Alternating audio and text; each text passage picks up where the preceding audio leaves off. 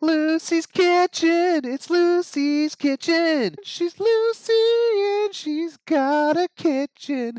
Lucy's Kitchen. And now that we've got your attention, let's cook. Hi there. Welcome to Lucy's Kitchen. I'm Lucy, and this is my kitchen. Today we're going to make a wonderful savory French onion tart. A tart that is just brimming with delicious caramelized onions, cheese, eggs, cream. It's just divine.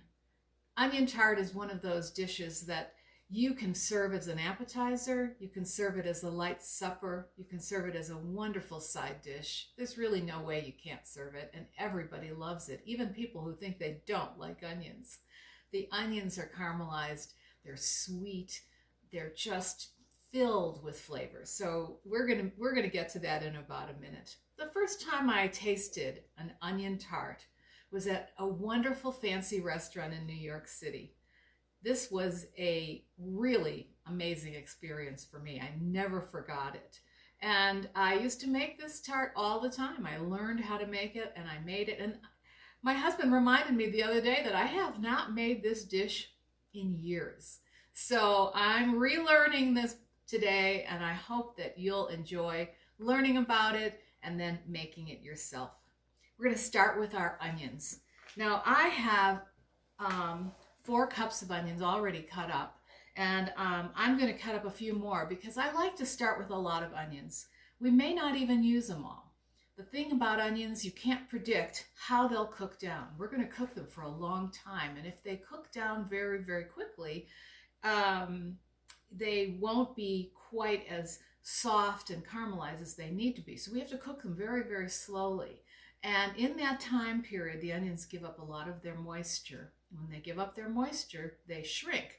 So this 4 cups could cook down to 2 cups or maybe 3 cups. Again, depends on the onions. If you have very, very fresh onions, those onions are going to have a lot more moisture than if you have old onions. And I have sort of a combination of fresh and old, and it doesn't really matter. So I always cook extra onions. And the reason too is that I love having some caramelized onions in my refrigerator for other uses. They're very handy. I've got my onions peeled and cut in half, and I've left the stem on. And I'm going to take my very, very sharp knife. Now, the sharper the knife, the better. And that's because if you use a dull knife, that's what releases those onion oils that make you cry. So if you have a really sharp knife, it'll help keep that from happening. I've also recently seen onion goggles in one of the kitchenware stores, and I thought, now that's not a bad idea. But today we're just going to use the sharp knife. And so what I'm doing is I'm cutting from root to top, and I'm just going to cut very thin slices. So, and once we're done cutting, I'll cut off the root. We'll throw that away. And, whoops. And we've got these like perfect onion slices. I'll do the same with this one. All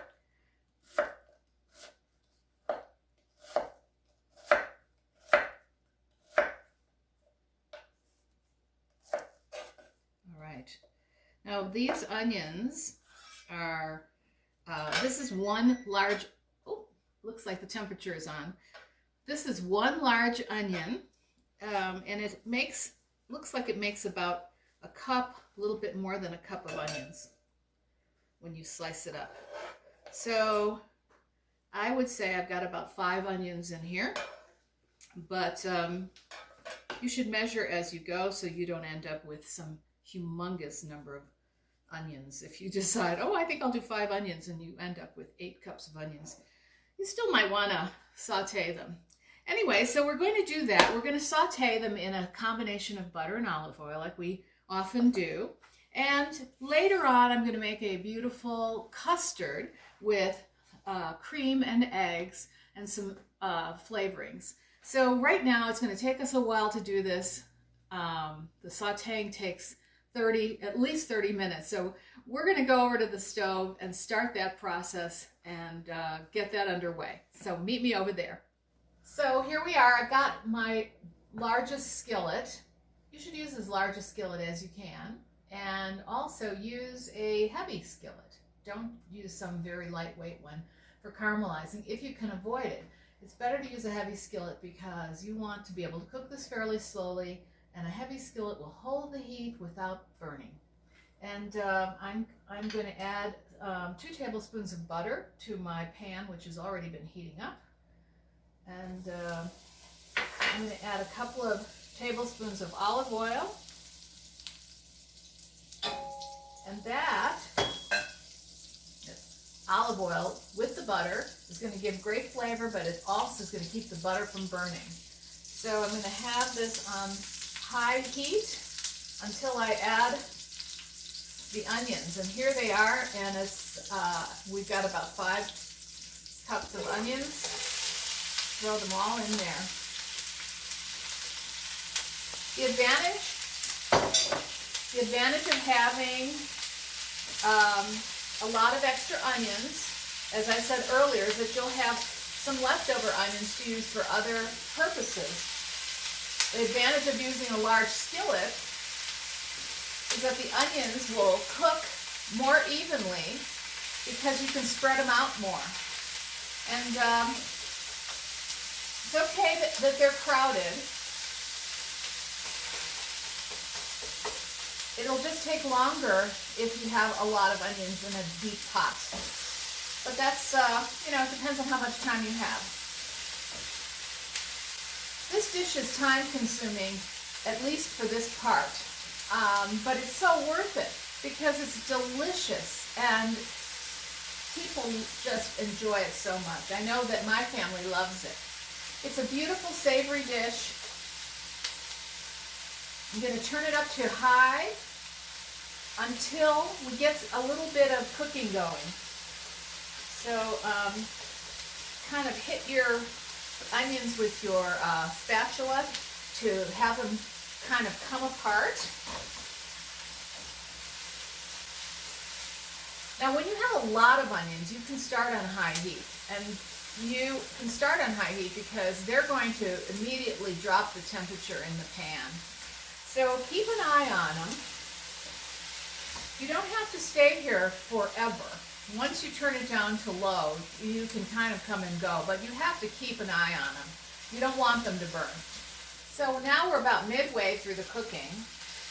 Well, at least we're at the stage where we're going to add our spices, some of our spices, not all of them.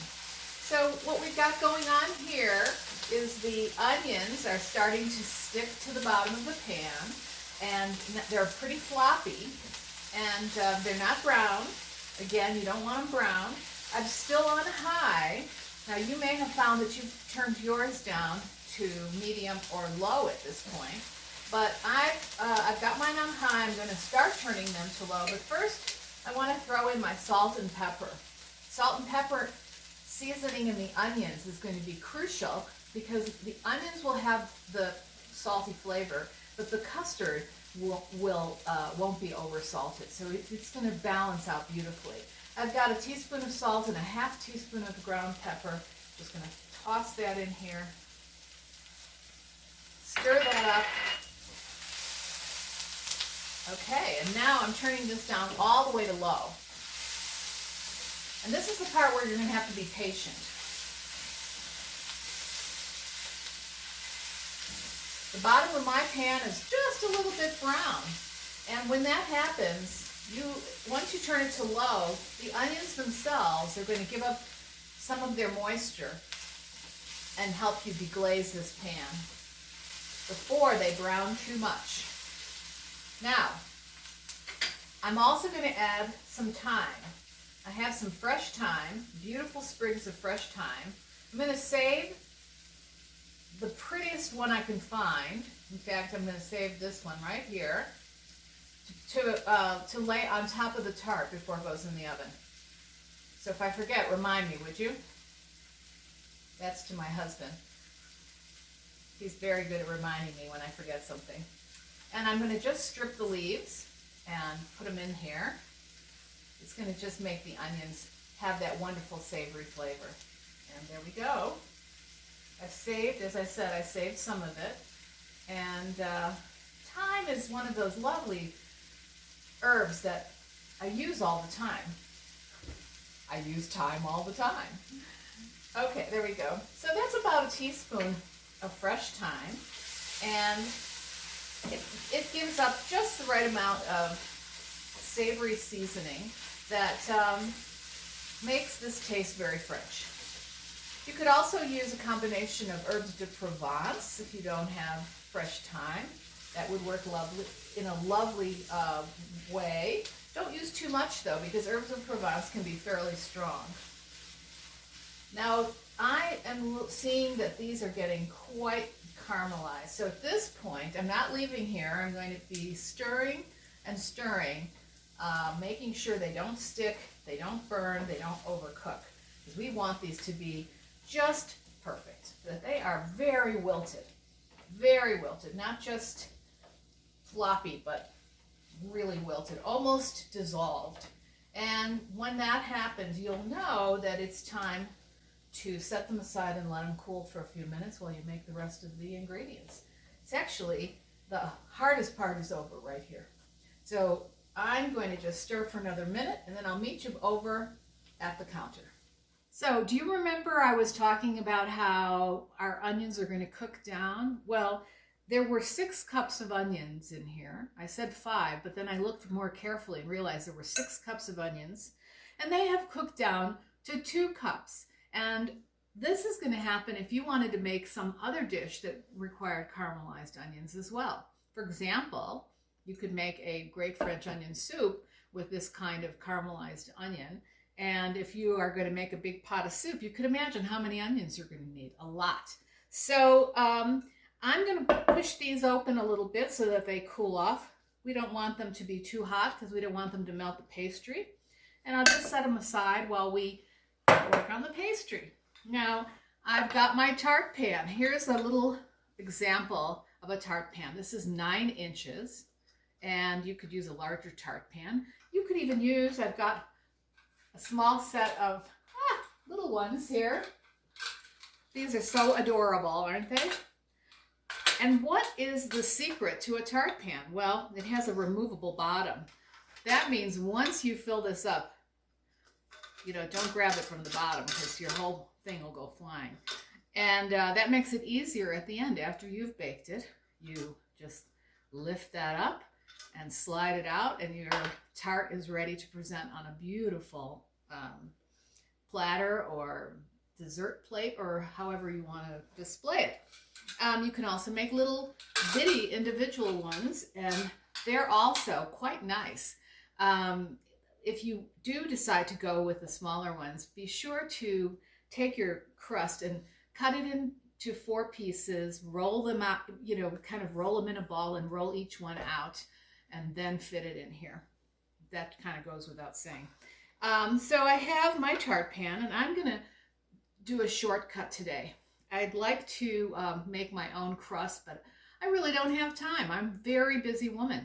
So I decided I'm just going to use my favorite store-bought crust. And I would recommend that you do the same if you're in a hurry, or go ahead and make a very fancy crust, because this dish will work well with either. I'm just folding it in half so I can put it in here carefully, because one of the things is that this edge is pretty sharp and you don't want it to cut the crust. I'm sliding it so that it kind of goes up, and then unfolding it. And now's the tricky part. We want to make sure it's even on all sides, and that's not that easy to do. Now, because I'm using a 9-inch tart pan, I do not have to roll out this crust, this store-bought crust. If it were your crust, of course, you would be rolling it out and making sure that you didn't have too much up at the top, but you do want a little overhang. And we're going to fold that over and give ourselves a decorative edge to this tart. So there we go. And then kind of press it gently into these ridges on the sides. You want to make sure it's touching the bottom. Now you can do one of two things. You can take a knife and you can cut your crust right here at the edge. Or you can do what I'm going to do, which is to fold it down right at the edge and press it. Just fold it down and press it. That's just going to give me a little bit more sturdy edge. It's totally good either way. I love to make tarts because they are just so beautiful and elegant. And these pans are just a joy to use. A lot of people pre-cook their pie crust or their tart crust. They'll fill the, you'll line this with foil and fill it with beans or pie weights, and you partially bake it. But with these little metal tart pans, I find that if I do that, I might burn my crust, and I don't want to burn it. I don't even want to take a chance of burning it. I would much rather turn it down in the oven and bake it at a very low temperature if I have to cook it extra. But in the meantime, we're going to cook this at 375, and that should be the perfect temperature for the entire thing. Because it has this little metal bottom, that bottom is going to get hot in the oven, and it'll cook the bottom of the crust quite well. So now you can see how gorgeous that is. It's really, really pretty. And then later on, we'll see how easy it is to lift out of there.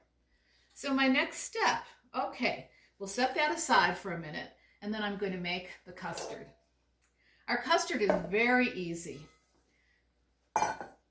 We've got 3 eggs, which I will put in here.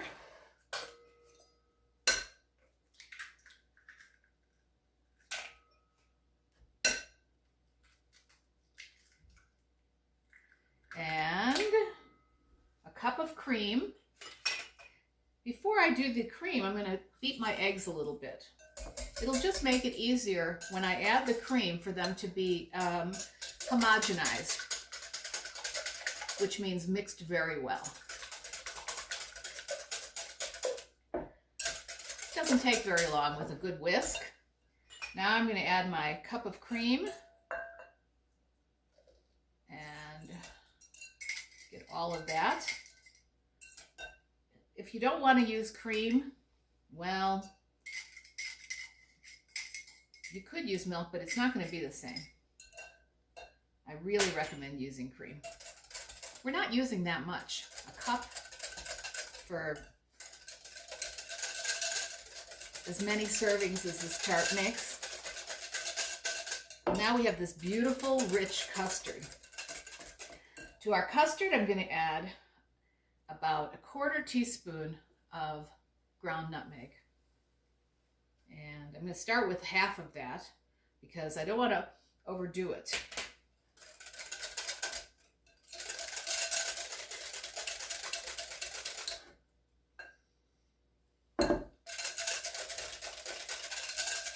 This is going to be amazing. Okay, I can go ahead and put the rest in there.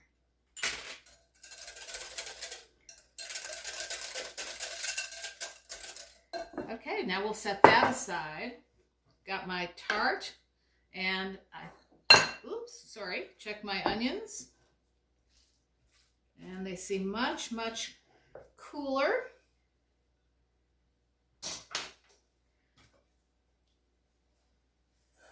So let's see. Oh yes, I forgot to mention. The last ingredient is Gruyere. And we're going to sprinkle that on top. Gruyere is a aged Swiss type cheese, and it's perfect with the onions. Onions and Gruyere, that is very French. I'm going to go ahead and just put them in here.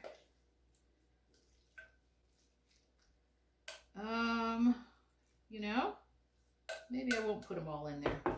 Let's see how it looks with just some of them.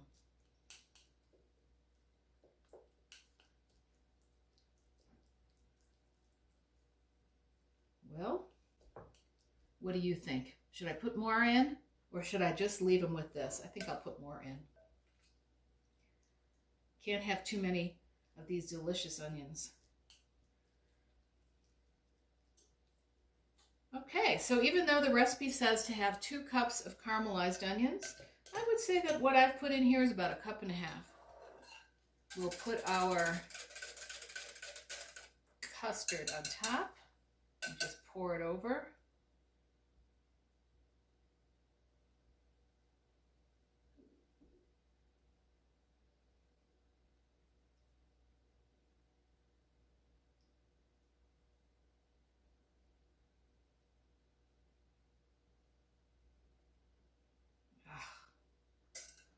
That is marvelous.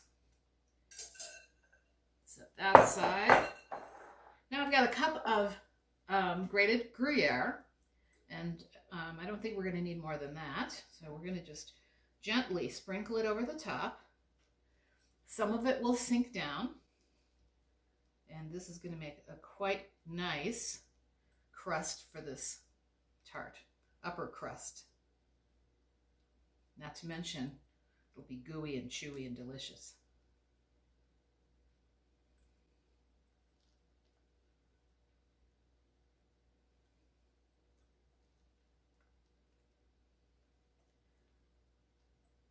All right. And then you probably remember my little sprig of thyme, taking the hard edge off. And I'm going to decorate the top and just kind of push it down a little so it sticks. Whoops, that's not good.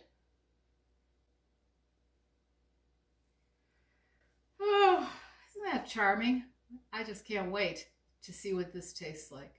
So I'm going to put it in the oven, and then I'll meet you back here when it's ready to try.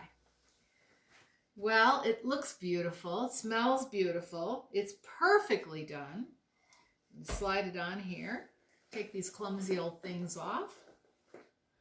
Now, it's a little bit hot. You might recall earlier I said don't put your fingers under it when you're putting it in the oven or taking it out of the oven, because it has that removable bottom and you don't want to break this thing. It's just absolutely gorgeous. I baked it for 30 minutes at 375, and it was set, but I thought it needed just a little bit more. We needed a little bit more golden brown on top as well. I lowered the temperature to 350 and cooked it for 10 more minutes. That worked for me. So again, depending on your oven, you'll want to try different things. Now this is still pretty hot, and we don't want to cut it when it's really hot. So I'm going to let it just set for a few minutes, and I'll be right back.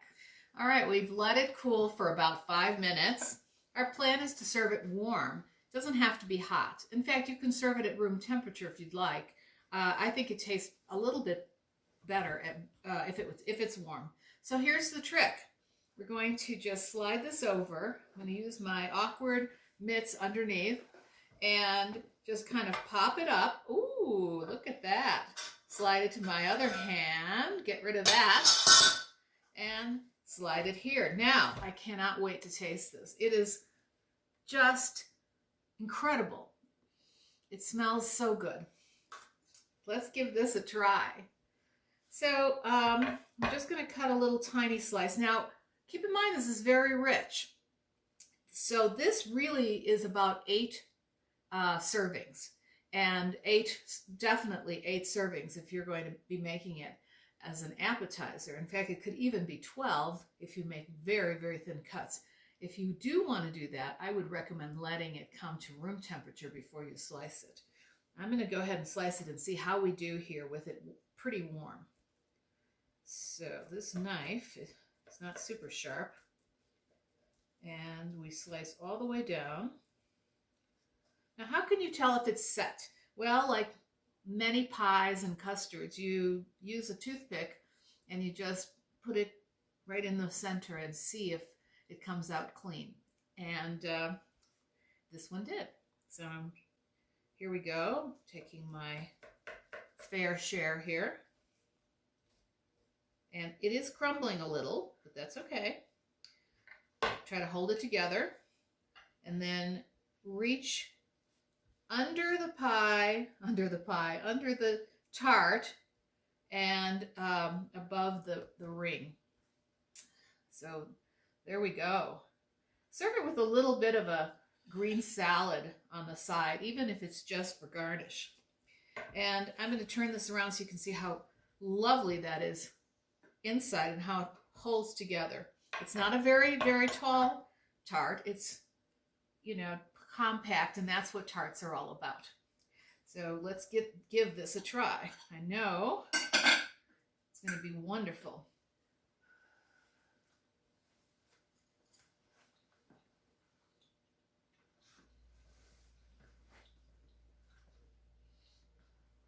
Well, it's divine. Oh my gosh. It's very, very, very rich. It's savory. The onions are sweet and marvelous. I think this is just perfect. I love it. Well, that's it for today. Thank you so much for joining us here at Lucy's Kitchen. Don't forget to like and subscribe. And join us next time when we'll be presenting more delicious recipes from my kitchen to yours. You've got to come over here and taste this. This is insane.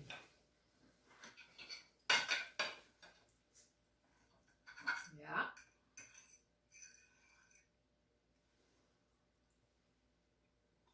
Oh my God. That is crazy good. Good? Yeah? Crazy good. It's good? Oh, good. I'm so glad.